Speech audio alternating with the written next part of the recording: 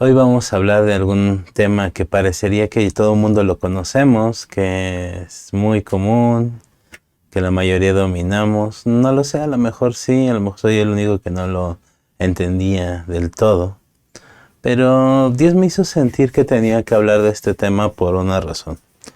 Últimamente he tenido un conflicto, si se podría llamar así, entre lo que son las emociones y lo que son el tener una manifestación del Espíritu Santo.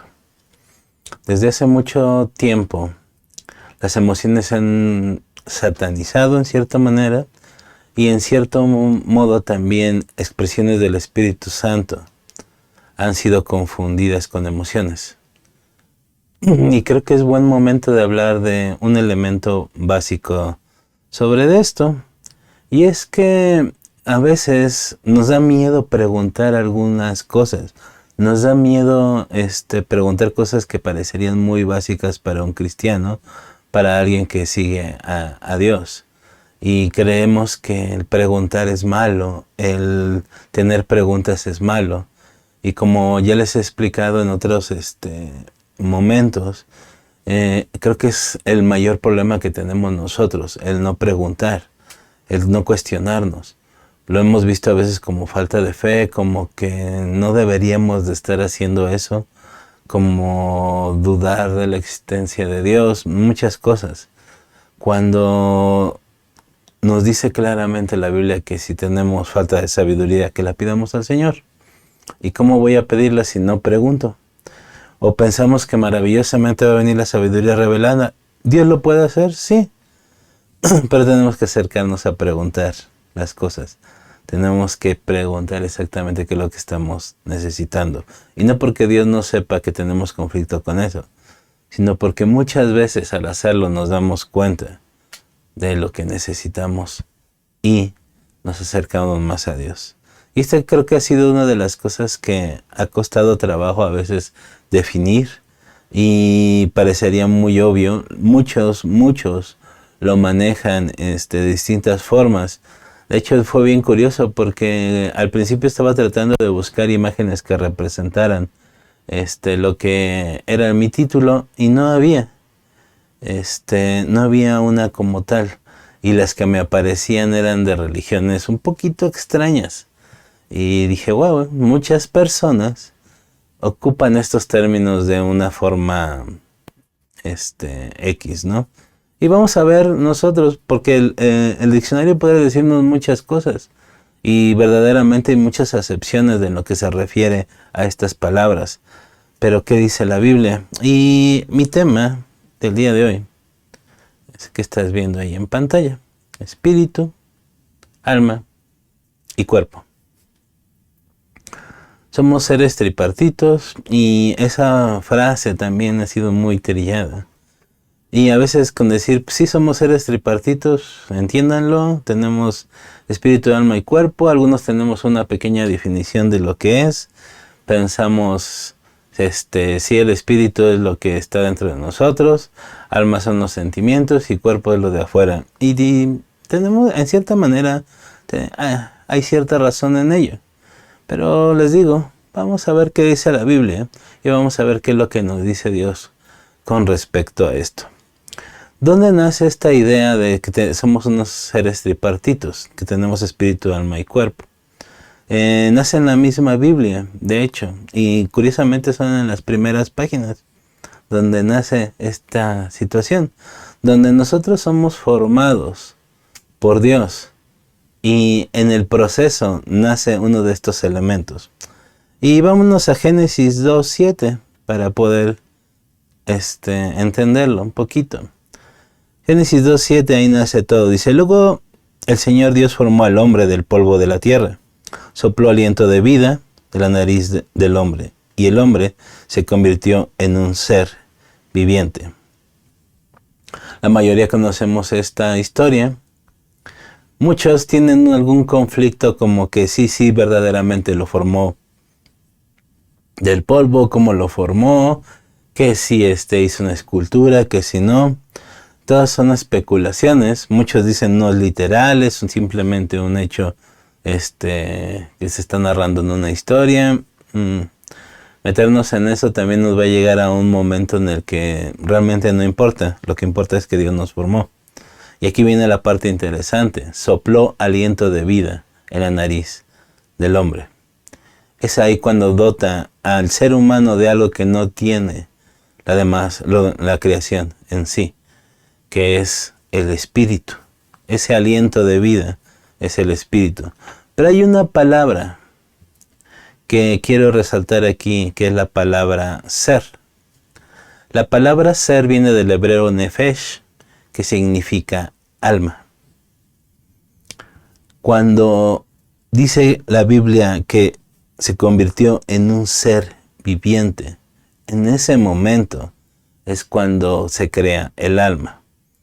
Y la palabra nefesh se usa en muchísimas más partes de la Biblia, bastante, diría, es una de las palabras más usadas, pero la que traducimos al español directamente es alma. ¿Y qué es esto del alma? ¿Por qué es tan importante esta palabrita y por qué quiero resaltarla aquí mucho? Y lo que me llama la atención primero es que hasta que dice ser viviente, antes de cualquier cosa, fue después de que sopló aliento de vida. Y nace esta palabrita ser, que significa alma. ¿Qué es lo que pasa aquí? Bueno, el cuerpo lo había formado ya. El cuerpo estaba hecho. El cuerpo estaba listo para poder recibir la vida. Cuando sopla aliento de vida, que es el espíritu mismo de Dios, lo sopla sobre el ser humano, se llenó de eso. Pero tenía que haber una conexión entre lo que era el cuerpo y lo que era el espíritu. Y es ahí cuando nace esta palabrita, esta cosa que conocemos nosotros como el alma. Tenía que haber una comunicación entre el cuerpo y el espíritu. Y en ese momento el ser humano fue un ser viviente. Interesante esto, y a lo mejor no estoy siendo muy claro. Y vamos a ver unos pequeños ejemplos, porque cuando estuve investigando sobre este tema, lo que me llamó muchísimo la atención fue precisamente el cómo poder interpretar esto de espíritu, alma y cuerpo, de estas tres cosas. ¿Cómo lo podemos interpretar? ¿Cómo podríamos nosotros reconocer qué significa? Porque, ok, Sam, el cuerpo lo formó Dios de los mismos elementos de la tierra. Y aquí también hay un estudio enorme de que cómo se formó, de dónde tomó los elementos, de por qué dice polvo. Y bueno, es otro estudio que a lo mejor algún día damos.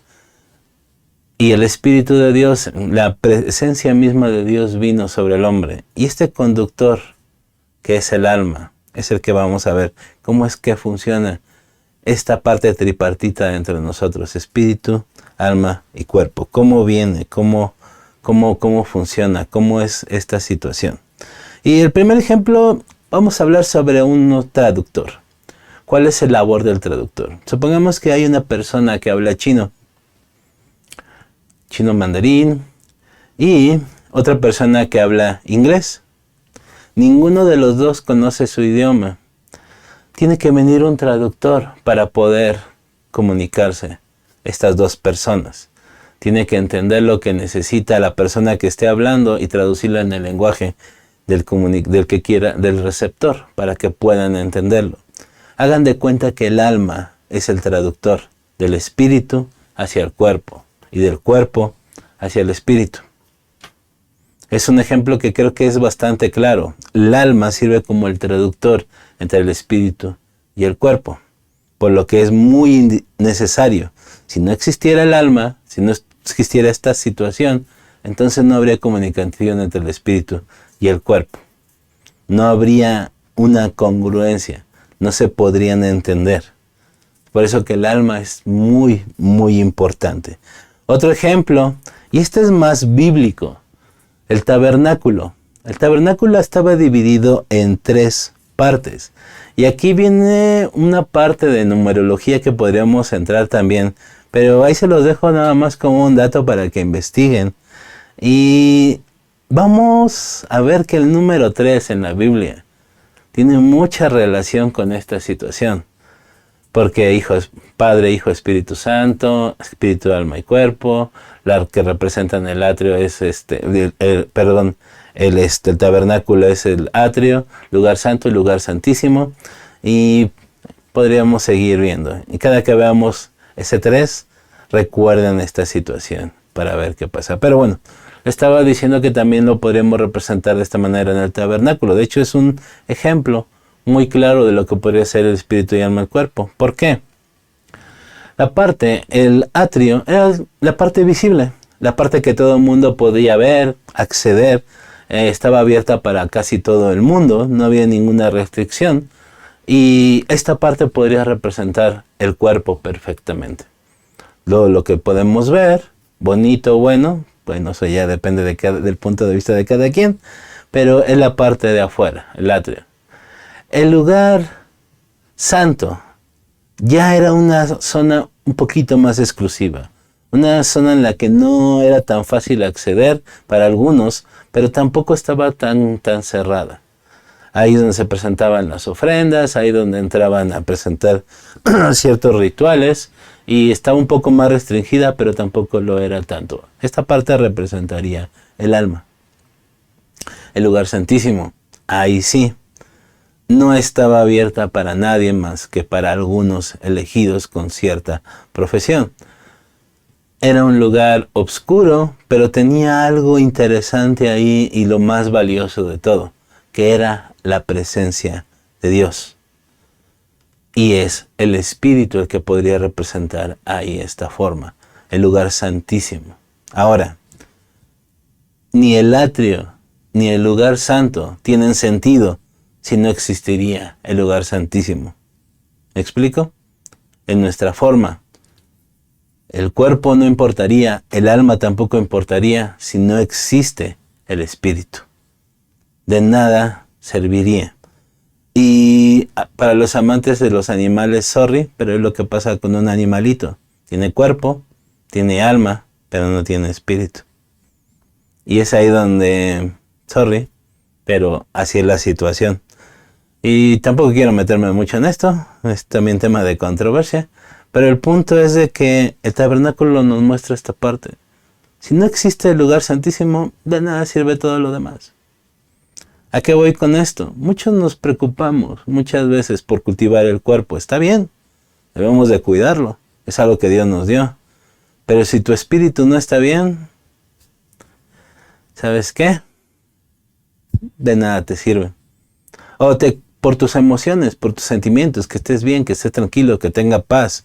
Y es lo que les decía de buscar esa imagen en la parte del alma. Todo me salían cosas muy esotéricas y no sé de qué tantas cosas, ¿no?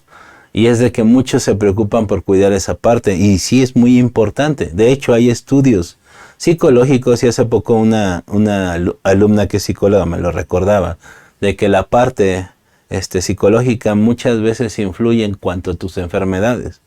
Es importante cuidarla también, tener una buena, bien en orden tus pensamientos, tu cabeza, tus sentimientos, porque también eso se puede reflejar en problemas físicos. Les decía que hay estudios que demuestran que en severos estados de depresión y corajes y cosas que se vienen acumulando pueden desencadenarse en el mismo cáncer. Pueden afectar a tu cuerpo de tal manera que empiezan a producir cosas que no lo necesitan y empiezan a desarrollarse enfermedades como las de este tipo. Sí, bien interesante eso. Pero, ¿y si no hay espíritu? ¿Y si nuestro espíritu no está bien? Les decía que el alma sirve como un conductor entre el espíritu y el cuerpo. ¿Qué tan importante debe de ser que ese traductor conozca perfectamente las dos cosas, y sobre todo que las dos cosas estén bien? ¿Me estoy explicando? Sí, hay que cuidar nuestro cuerpo, sí, hay que cuidar nuestra psique, lo que es la parte del alma, pero también hay que cuidar el espíritu. Y aquí es donde viene una situación que muchos no consideran. ¿Por qué? Vimos que en la creación el hombre fue dotado de el alma. Nació el alma en el momento que Dios sopló aliento de vida. Ya vimos esta situación.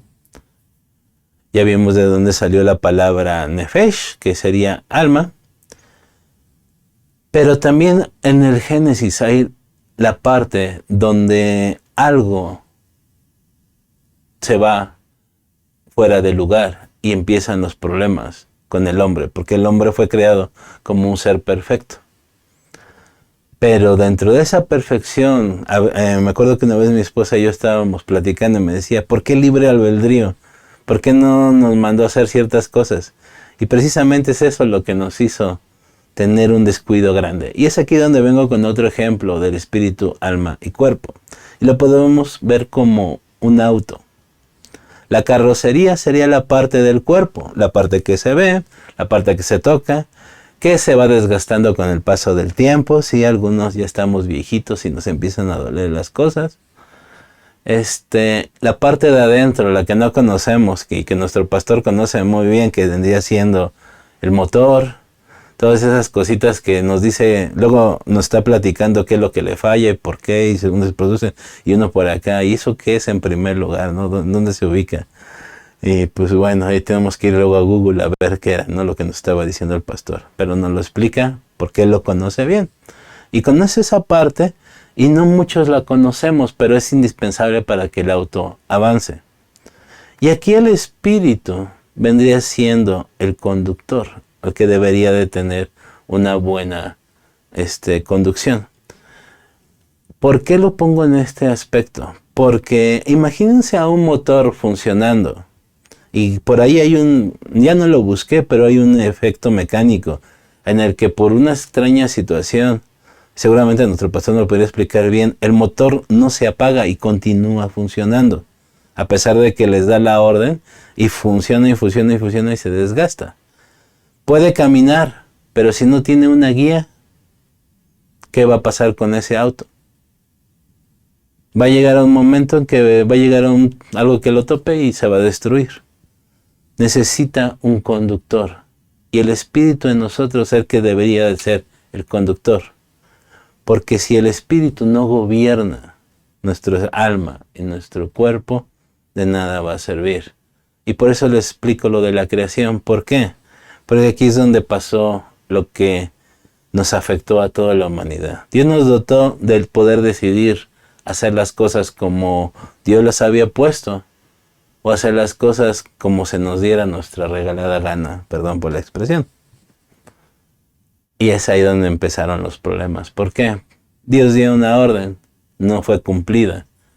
Y en ese momento, el que se tomó parte de la conducción ya no era el espíritu, que era el que gobernaba, sino fue el alma. Porque decidió poner su pensamiento antes que la voluntad del espíritu. Recordemos quién dio el espíritu. Fue Dios, que era la esencia del espíritu, era Dios. Pero nosotros decidimos que el conductor no fuera el espíritu, sino que fuera el alma. Y con el ejemplo del auto creo que más o menos pueden saber qué está pasando. ¿Por qué? Porque al ya no ser el espíritu el conductor, el que nos mantenía en perfectas condiciones, en el lugar más precioso de todo el mundo, que ha existido en todos los tiempos, no fuera suficiente para nosotros si quisiéramos más. ¿Ambición? Sí, podríamos llamarlo así, pero eso creo que es lo de menos. ¿Por qué? Porque al nosotros poner como conductor al alma, que fue, no sé qué tan bonito se veía el fruto, si realmente fue por eso, por la ambición por la cual el hombre decidió comer de ese fruto, podemos especular muchas cosas, y a lo mejor fue un conjunto de todo eso. El problema fue de que, en el caso del auto que les comentaba, el motor siguió caminando, y va a llegar un momento en que va a llegar y va a chocar con algo, y va a ser destruido. ¿Y qué creen que pasó con nosotros? ¿Y qué le pasó a la carrocería? O sea, ¿qué le pasó al cuerpo? Pues se tenía que ir desgastando. Y por eso tenemos achaques, nos duele la garganta, no sé, todo eso. Imagínense qué pasaba dentro del plano perfecto de Dios cuando era el Espíritu el que conducía. Todas las ideas que tengan, exactamente. Enfermedades, No, no había cabida. ¿Por qué? ¿Quién gobernaba el espíritu? Y era parte de la esencia de Dios. Y es por eso que vino la decadencia de la humanidad. Porque decidimos que el alma fuera el conductor. Y hay muchos que deciden que el cuerpo sea el conductor. Y es aquí donde viene la parte que debe ser la más importante de todas. Y es que el espíritu tiene que ser el que gobierna, el que conduzca. Pero no cualquier espíritu. Tiene que ser el Espíritu de Dios, que está en nosotros.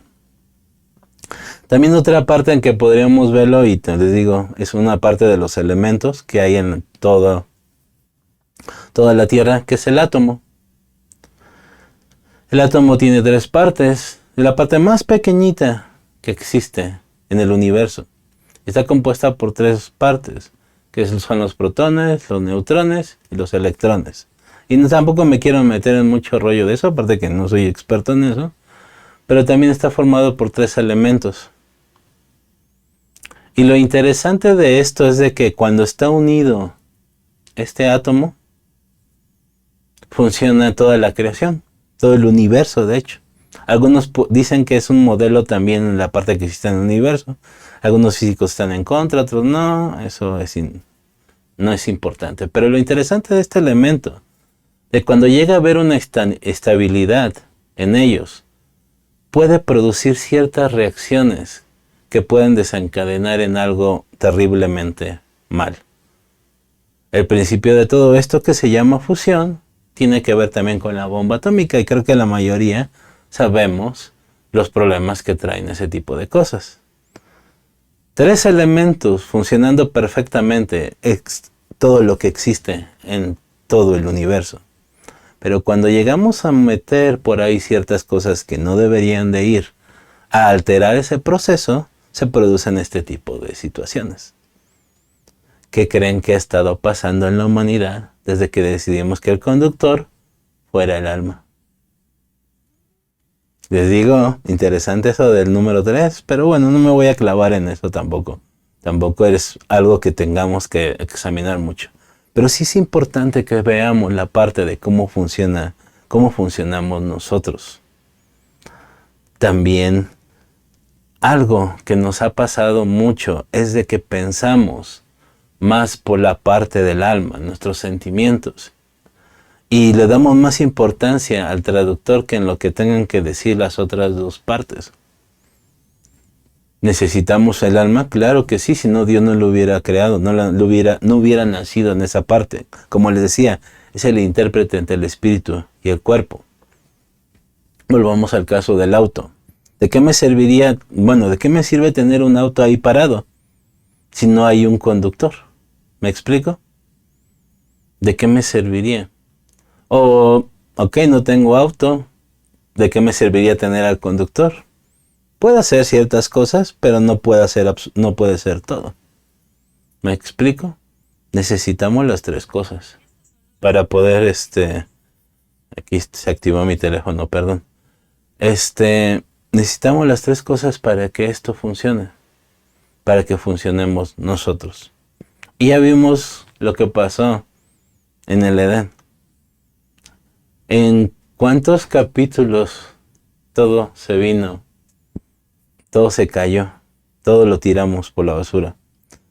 Pero lo bonito de todo esto es de que dentro de nosotros la regamos en esta historia. Lo más pronto, aunque no sabemos cuántos años estuvieron viviendo Adán y Eva en el Edén, Dios planeó algo para restablecer todo eso.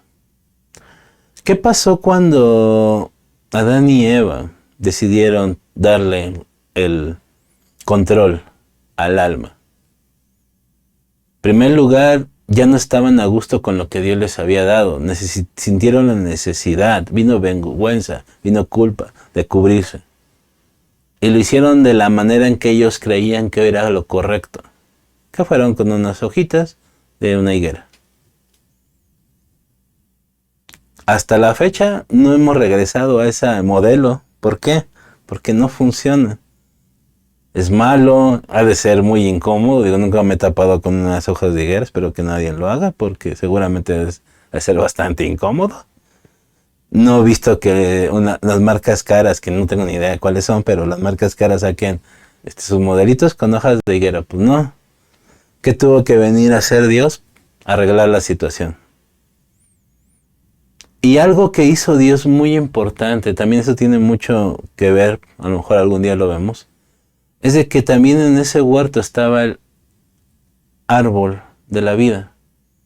Ya habían probado del árbol del bien y del mal, que fue la parte en que decidimos que el conductor fuera el alma. Y Dios inmediatamente impidió que probáramos de ese fruto, del árbol de la vida. ¿Por qué? Porque Dios nos hizo el mayor favor que podríamos haber hecho al no permitir que tomáramos de ese árbol. ¿Por qué? Imagínense vivir con esta situación de que decidimos que el conductor fuera el alma y que fuera para siempre. Si muchos de nosotros apenas tenemos cierta edad y ya estamos con nuestros superachaques, imagínense qué hubiera pasado si viviéramos para siempre. Imagínense la degradación de nuestra alma y de nuestro espíritu si siguiéramos viviendo para siempre. Me refiero a nuestra forma física. ¿Qué tiene que pasar? Tenemos que ser transformados. Y la forma de ser, muchas veces la forma de transformar algo es eliminando absolutamente todo lo que no funciona. En este caso, ¿qué tiene que ser? Tenemos que ser transformados y dejar que el espíritu gobierne, pero tenemos que deshacernos de nuestro cuerpo y de nuestra alma, que tienen que ser transformados. ¿Dónde está el ejemplo de esto? En Jesús. ¿Qué pasó? Se convirtió en hombre, que primero fue algo que, no sé, hasta la fecha la lógica no me da. Si no existiera el amor, no hay forma de decir por qué lo hizo. Sabemos que fue por amor. Pero cuando tuvo que regresar a la presencia del Padre, su cuerpo tuvo que ser transformado. Entonces, imagínense si hubiéramos probado del árbol de la vida, los problemas que hubiéramos tenido serían enormes. Nunca podríamos haber disfrutado de lo que Dios quería para nosotros. Entonces fue una protección enorme. Aunque parezca que hay que mala onda a Dios nomás porque no le hicimos caso, nos quitó el árbol de la vida, no. Porque en el momento también que arregló el problema de la vestimenta, creó el plan perfecto para que nosotros pudiéramos ser restablecidos y de que el Espíritu fuera el que pudiera gobernar nuevamente. Y nosotros lo sabemos. ¿Cómo lo sabemos? Mandó a su Hijo, ya lo dijimos, vivió por nosotros y arregló esa situación legal que había pasado. Toda esa situación que había sucedido. Y lo vimos cuando estuvimos en la clase de pactos y pacto de sangre. Todo lo que pasó y todo lo que tenía que suceder y se cumplió al pie de la letra porque Dios planeó ese plan. Y ese plan era perfecto. O sea que no solamente arregló los problemas físicos, sino también arregló el plan perfecto en lo espiritual, para que nosotros pudiéramos disfrutar de lo que se planeó desde un inicio. ¿Por qué? Porque dejamos que el conductor fuera el alma. Y ahí fue todo el problema. Pero Dios nos dio una oportunidad. Dios nos dio un nuevo espíritu. Dios nos hace que renovemos nuestro espíritu. Y cuando nuestro espíritu es el que está gobernando, el espíritu de Dios es el que gobierna nuestra vida cambia radicalmente. Rápidamente te doy un ejemplo que viene en la Biblia y que vemos, si quieren ver un ejemplo perfecto de cuando es el Espíritu el que gobierna, veamos a Jesucristo. Alguna vez estaba platicando con el pastor y nos pusimos, ya saben, a filosofar. Y me preguntaba que si Jesús se habrá enfermado. Yo le decía, no creo. Y no porque fuera muy santo, porque tuviera muy acá las cosas, porque él estaba enfrentando a la parte de espiritual, perdón, a la material, porque tenía un cuerpo físico. Seguramente pasó frío, seguramente sentía calor, se cansaba, le salían a lo mejor ampollas, no lo sé, pero estaba expuesto a todo eso. Pero yo decirle que no estaba enfermo, y esta es una especulación mía, es porque precisamente porque estaba tan conectado al Padre que no se excedía en sus alimentos, cosa que hacemos muchos.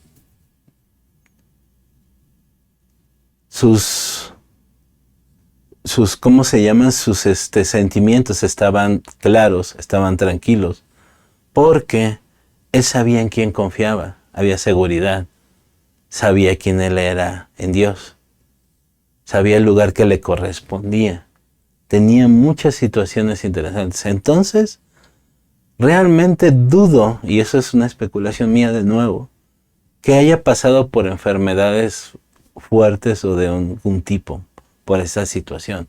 Muchos dicen, no, pues seguramente eligió a Lucas porque era médico y quería su médico personal. También son especulaciones. Pero ahorita voy a explicarles por qué creo que no se enfermó, pero aparte, uno de los ejemplos más claros de qué pasa cuando nosotros dejamos que el Espíritu sea el que gobierna. Y esa es una historia que todos conocemos y la vimos hace poquito, alguien nos la compartió, no me recuerdo quién fue, aquí, si fue Noemí o fue el pastor, y habla de cuando Jesús calma la tempestad. ¿Qué pasó en esta situación? Siempre nos enfocamos mucho en la parte en la de que Jesús le dijo, crucemos al otro lado, y cuando Jesús te dice algo, es que va a pasar, y que los discípulos no tuvieron esta parte de fe, de decirle, sí vamos a llegar porque el maestro nos dijo que íbamos a llegar, y está bien, pero hay una parte que quiero ahorita que nos enfoquemos, y es la parte en la que ¿por qué Jesús podía estar dormido? ¿Por qué Jesús podía estar tan tranquilo en esta situación? Y podríamos especular muchas cosas y la mayoría serían, creo que muy acertadas. Una es de que confiaba en el Padre, él sabía que no había llegado su tiempo, tenía la paz de Dios. Y esta creo que es lo que embona más en lo que les quiero comentar. ¿Por qué? Porque más allá de toda situación, si llegaba a hundirse el barco y se moría Jesús, él sabía en quién confiaba. Tenía la paz tan grande que no le importaba ya lo que estaba a su alrededor. Porque el conductor, su intérprete, no estaban ahí influenciando las partes. Ahora decía que estaba recostado con una almohadilla, o sea, hay algo. No sé cómo eran las embarcaciones de aquellos tiempos, hay muchos dibujos, también estuve revisando, pero todos los dibujan de una forma diferente. No se sabe de qué tamaño era ni cómo era realmente, pura especulación de nuevo, pero realmente no creo que haya sido el lugar más cómodo. Y estaba durmiendo tranquilo, es decir, su cuerpo estaba incómodo, pero él podía dormir plácidamente. Esa es la parte que a veces quisiera yo tener, ¿no? De poder dormir, pero bueno, esos ya son problemas y achaques míos de otras situaciones. Pero esta es la parte de cuando tú ves que el Espíritu es el que conduce, es el que gobierna. Que puedes aún dentro de la tempestad dormir en paz, dormir tranquilo. En estos tiempos se viene una crisis económica bastante fuerte. Y no estoy siendo pesimista, estoy siendo realista. Pero ¿cuántos de nosotros vamos a poder dormir tranquilos en la noche, aunque todo a nuestro alrededor se esté derrumbando? Cuando los problemas estén encima de nosotros. Porque dejamos que gobierne el alma. O cuando tenemos un pequeño achaque, ¿qué pasa? Ya me voy a enfermar, ya va a pasar, tengo que ir al seguro, y si no tengo seguro, tengo que ir al doctor, no tengo dinero, bla, bla, bla, bla, bla, bla, bla, bla, bla, bla, bla, bla. Y no digo que no le pongas atención a esto, como te decía, es importante. Y ahorita vamos a ver esta parte, sino de que cuando no dejamos que gobierne el espíritu, aunque alrededor haya una tormenta, no vamos a poder estar en paz. O aún, si no hubiera tormenta, pensaríamos, híjole, está todo muy calmado, ¿no? Y me ha pasado a veces, no pasa nada, ¿qué va a pasar? A veces ni eso nos da paz, y eso es un claro ejemplo de que quien está gobernando no es el espíritu, porque ni siquiera podemos disfrutar esos momentos de tranquilidad. Y no digo que el alma, los sentimientos sean malos. ¿Por qué? De nuevo, volvamos a la Biblia y vamos a ver a Jesús. Jesús lloró. Jesús estuvo triste. Aunque sabía que Dios podría concederle esta parte que pasó después de que resucitara a su amigo. Pero sintió tristeza. Pero ¿sabes qué? No dejó que la tristeza fuera lo que lo gobernara. Porque en su vida quien gobernaba era el Espíritu. Y esta es la parte más que siempre traigo a colación en esta explicación. Pero que es el claro ejemplo, el de que ¿por qué Jesús sufrió tanto antes de la crucifixión? Y de nuevo pensamos que es por la parte física. Y no digo que no le dolió y no digo que debemos de considerarlo, porque en la misma Santa Cena, en la instrucción de la Santa Cena, nos habla de recordar esa parte con lo que es el pan, porque es un factor importante, porque no le importó pasar por eso. Pero la parte en que más sufrió Jesús es precisamente esta conexión de en que el Espíritu era el que gobernaba. ¿Por qué? Les he comentado ya varias veces, pero lo vuelvo a repetir. Cuando Jesús estuvo en la cruz, fue el único momento en que el Espíritu de Dios no podía estar en él. Por la maldición que había de que cualquiera maldito era el que estaba colgado en un madero. Y la presencia de Dios no es maldita, no puede permanecer ahí. ¿Qué es lo que pasó entonces? Que el Espíritu de Dios no estuvo en ese momento con Jesús. Y es la única vez en la que vemos a Jesús diciendo, Padre, ¿por qué me has abandonado? Porque no le importaba el sufrimiento físico, no le importaba que no veía a sus cuates alrededor. Lo que le importaba era de que no estaba el Espíritu de Dios en él. Y eso sí, le dolió. Eso era lo que no quería pasar. Pero lo hizo por obediencia. De nuevo, vemos una manifestación de Dios muy fuerte ahí. El amor de Dios en toda su expresión. Y cuando nosotros llegamos a tener esta comunión con el Espíritu tan grande, vamos a experimentar este tipo de cosas. Y les digo, las emociones no son malas. Ya vimos que el alma sirve como conductor para cada uno. Y es necesario que exista. El Espíritu no niega las emociones. El Espíritu no dice, no, alma, quítate de aquí, no. Pero no debemos de dejar que sea lo que los dirija. Y el cuerpo es necesario porque es el que obra, es el que hace. Ok, espíritu, espíritu, espíritu. Pero sin el espíritu no podríamos caminar, no podríamos abrazar a alguien, no podríamos disfrutar la comida. ¿Me explico? No podríamos disfrutar de las cosas que Dios nos da. Todo es necesario. Y lo importante es a quién estamos dejando que gobierne. ¿Quién estamos dejando que gobierne? ¿Quién es aquel que está gobernando nuestra vida? Entonces, te pregunto, ¿quién es el que está gobernando? ¿Quién es el que está gobernando tu vida? ¿Quién es el que está tomando el control de todo eso? Vamos rápidamente a Efesios 2, del 1 al 5, y con esto quiero terminar. Dice de la siguiente manera. Efesios 2, del 1 al 5. Antes ustedes estaban muertos a causa de su desobediencia y sus muchos pecados.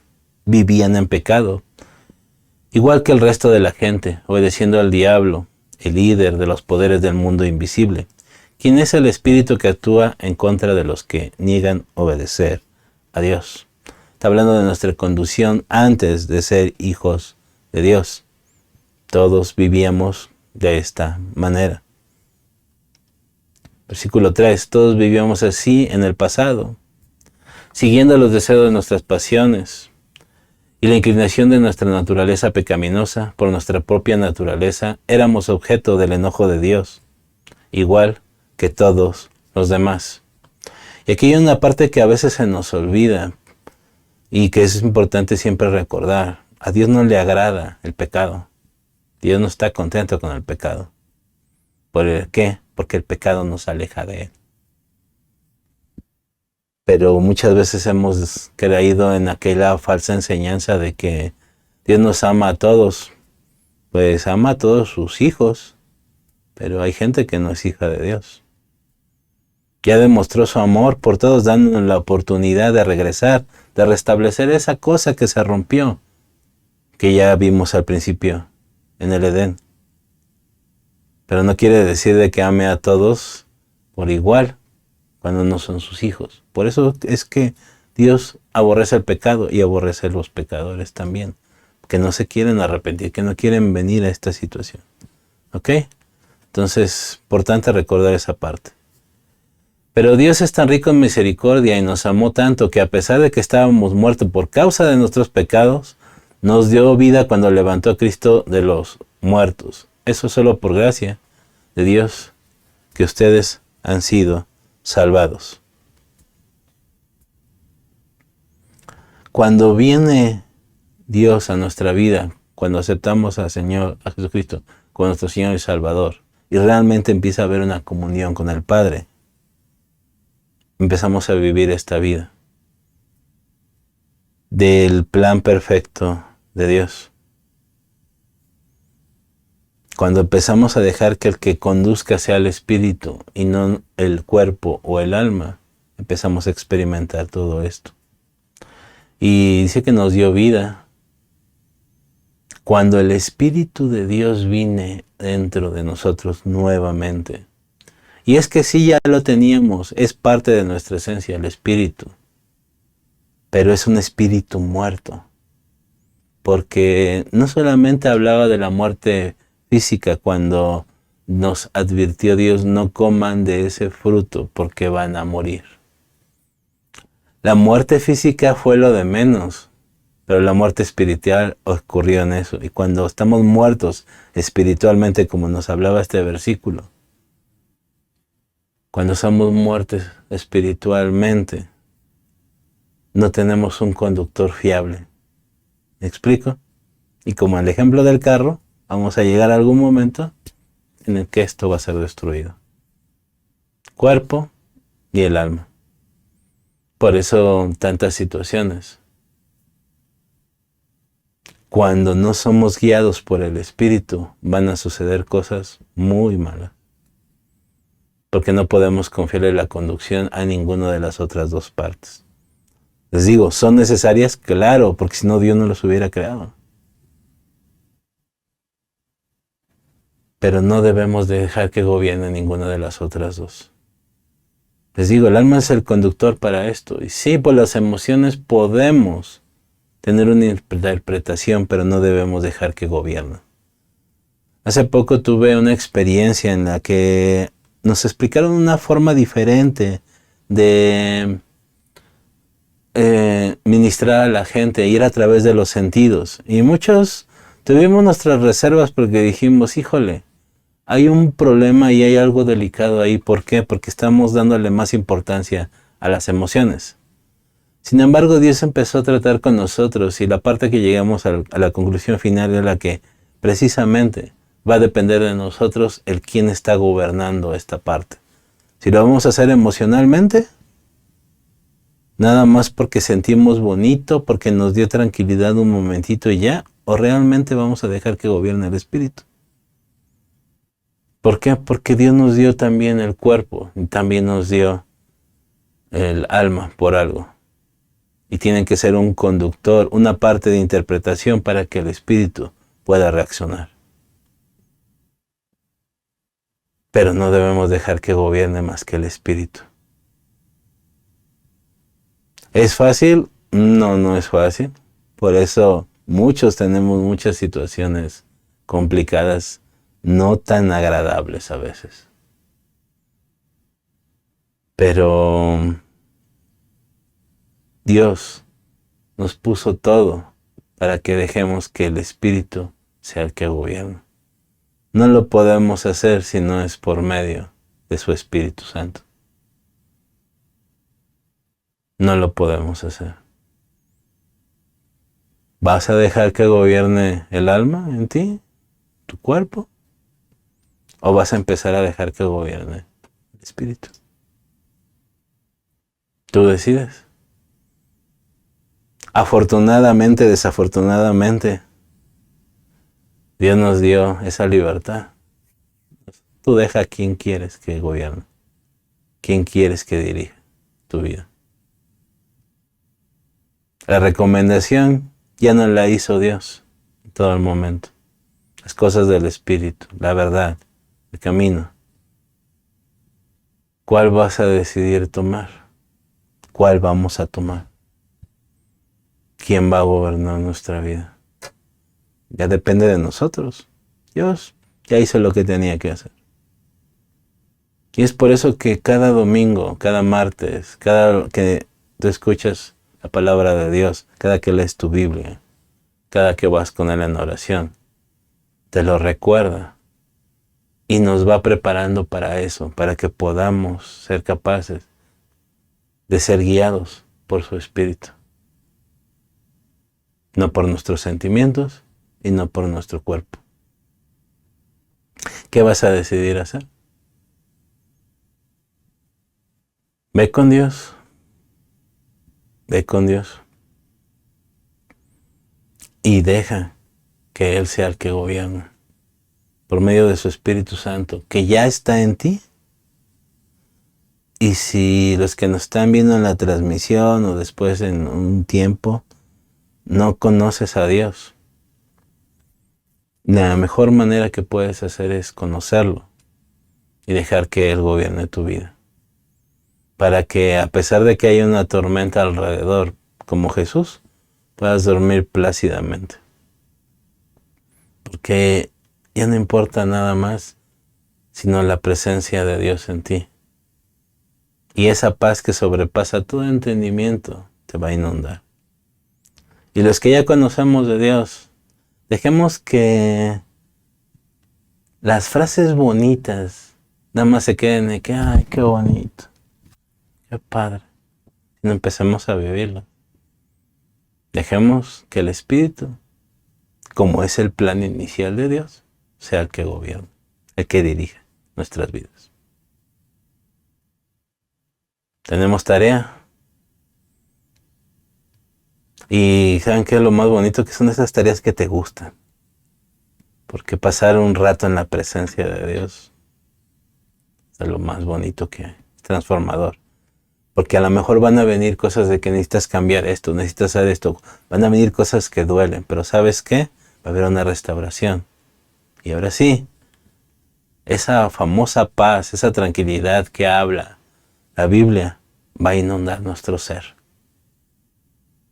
Y vamos a ver quién gobierna. Y sí, quizá nos vamos a seguir sintiendo de repente temerosos o angustias, pero inmediatamente Dios va a venir a restaurar todo eso. Pero ¿quién debe de ser el conductor? Ya lo hemos repetido. ¿Ok? Les invitamos a realizar sus ofrendas y diezmos al número de cuenta que aparece en pantalla. Muchas gracias. Les recordamos que todos los martes tenemos reunión de oración en punto de las 8 de la noche, hora de la Ciudad de México. El enlace está en pantalla. Acompáñanos.